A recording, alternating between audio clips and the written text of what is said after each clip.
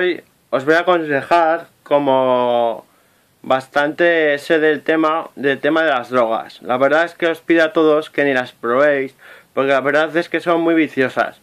Al principio te da una sensación de éxtasis y de euforia, una felicidad que es de plástico.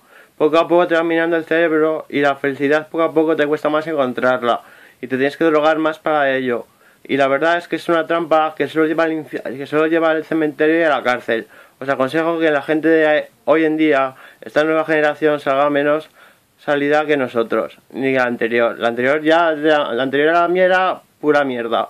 La mía, mierda. Y quiero que vosotros, los jóvenes de hoy en día, seáis la crema. El futuro de España depende de ustedes, los estudiantes de ahora, de hoy en día. No os droguéis, es malo. No te lo dice tu madre. Tu madre te puede decir, no te drogues, es malo. Y tú dices, joder, que esa ahora está vieja. Pero ahora te lo dice el Tito Delphi. Y el Tito Delphi sabe de calle mucho, mucho, mucho. Por desgracia o por suerte, sé mucho. Soy un mafias encima, ¿sabes? Me dan la vida con ello, con drogas. Pero yo no quiero que te las metas. Ni tú ni nadie. Lo que pasa es que no puedo dejarlo ya, los negocios. Pero no quiero que la gente joven se empiece a meter.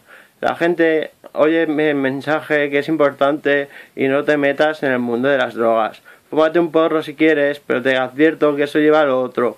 Yo nunca creí que me iba a meter una raya y me la metí. Y no una, sino 12.000.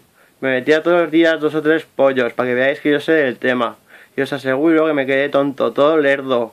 Y la verdad es que tuve muchos problemas con la justicia y tal. Os aconsejo no os metáis en temas de drogas. Es una puta mierda de la que hay que salir.